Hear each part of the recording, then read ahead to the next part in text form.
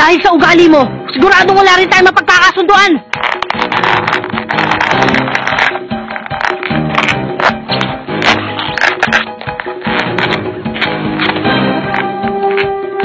Malakas siya.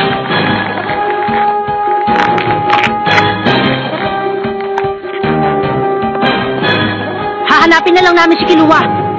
Hindi mo na kailangang humingi ng tawad. Nasaan siya? Anong gagawin mo kung nakita mo siya? Hindi mo rin alam kung ano? Ibabalik ko ang kapatid mo! Ibang klase ka rin naman kaibigan. Kung magsalita ka, para siyang dinukot. Wala nagpapalis sa kanya dito. Siya ang nagdesisyon. Kilala ko ang kapatid mo. Hindi niya gustong gawin ang nangyari kanina. Ikaw ang kumokontrol sa kanya. Kaya ikaw ang may kasalanan. Alam mo bang bago ka dumating dito, ay yun na ang pinagtatalunan namin? Gaya ng sinasabi mo, si Kurapika at si Leorio ay hindi rin pumapayag sa naging desisyon. Hindi sila sumasang-ayon sa desisyon na ipinahayag ko dahil hindi raw ito patas para kay Kilua. Siguro naman ay nakita nating lahat kung anong itsura ni Kilua nung nakikipag-usap siya kanina doon sa lalaking nagngangalang Gitara Kuro. Sa palagay ko ay napasailalim siya ng isang hipnotismo kaya hindi niya napigilan ang sarili niya at nagawa ang bagay na yon. Sa nangyari, imposibleng magawa yan ng isang tao kung normal ang kanyang pag-iisip. Kung pag-uusapan natin si Kilua, ang pagtapos sa buhay ng tao ay hindi na bago sa kanya dahil gano'n na siya pinalaki. Ang problema dito ay ipinamalas na niya ang kanyang karahasan nung maglabang kami ni Podoro. Kung isipin natin ang nangyari, tinulungan niya ako para makapasa sa pagsusulit na to. Kaya dapat, ako ang bumagsak sa pagiging hunter at hindi ang batang si Kilua. Tinitiyak ko sa inyong lahat na ang nakita nating ginawa ni Kilua ay talagang labag sa kanyang kalooban. Kaya hindi patas kung ibabagsak niya sa pagsusulit na ito. Ang sinasabi mong yan ay kung ano lamang ang naglalaro sa iyong isip. Wala ka naman mailabas na katibayan. Wala rin tayong narinig na nag-utos o sumenya sa kanya bago niya isagawa ang pagpaslang. Wala rin naman tayong may papakitang ebidensya na siya ay napasailalim sa hipnotismo. Sa bagay, tama kayo. Siguro naman wala na kayong reklamo sa laban nila Leorio at Podoro dahil wala naman ako nakitang problema matapos ang insidente. Noong oras na yon, ang abilidad ng dalawang manlalaro ay halos patas na. Kung titingnan ko ang kakayahan sa pakikipaglaban, lamang si Podoro. Pero kung titingnan ko naman ang pamamaraan sa pakikipaglaban, mas malaking puntos ay ibibigay ko kay Leorio. Idagdag na rin natin ang mga natamong sugat ni Podoro nung makaharap niya si Hisoka. Sa makatuwid, nakita nating lahat na malaki ang kalamangan ni Leorio laban kay Podoro. Kaya naisip kong hindi na niya kakailanganin ang tulong ng kanyang kaibigang si Kilua. Wala talaga.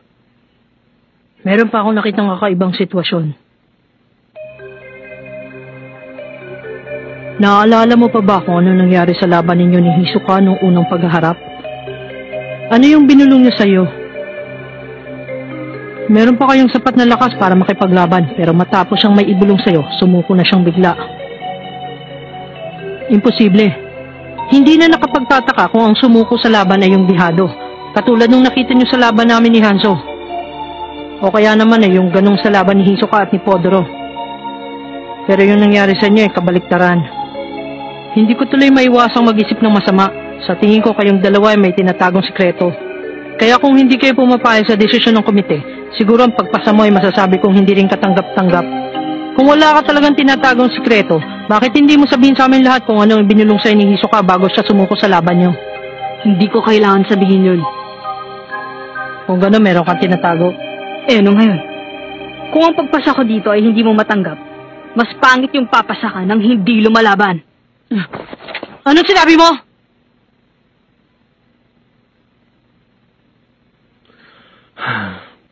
Hindi nyo kailangan magtalo, kaya tama na. Wala rin kayong karapatang magreklamo sa pagpasa ng isang aplikante. Kung hindi nyo gusto ang nangyari sa inyo, galingan nyo na lang sa susunod para mabawi nyo ang inyong tiwala sa sarili. Si Kilua, alam kong kayang-kaya niyang ipasa ang pagsusulit na ito. Kaya masama ang loob ko sa nangyari sa aking kaibigan. At ikaw, ang sama mo. Pinipilit mo si Kilua ang kumitil ng buhay ng tao. Kahit nalalaman mong labag yun sa kanyang kalooban, hindi kita mapapatawad! Hindi mo papatawad? Anong gagawin mo? Wala akong gagawin sa'yo. Pag nakita ko si Kilua, gagawin ko ang lahat ng aking makakaya para mailayo siya sa inyo. Talaga?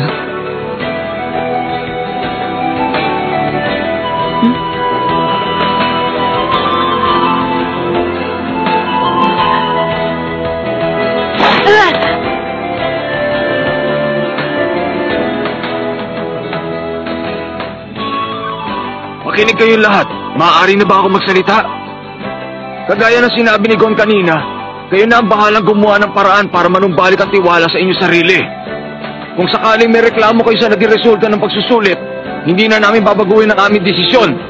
Mananatili ang pagka-disqualify kay Kilua at mananatili rin ang pagpasa ninyong lahat. Kahit ano palang pakikipagtalong gawin natin dito, wala pa rin mangyayari.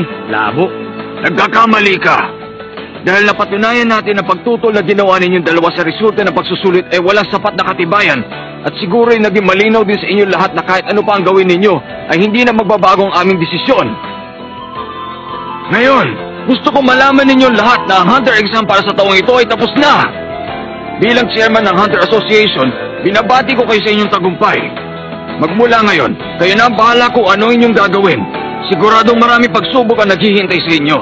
Ang gusto ko sana ay harapin ninyo ang mga pagsubok na yon ng buong tapang at titiwala sa sarili. Ang 7 taong nasa harap ko ngayon, kayo ang mga bagong miyembro ng Hunter Association. Binabati ko ulit kayo. Maaari na kayo magpahinga.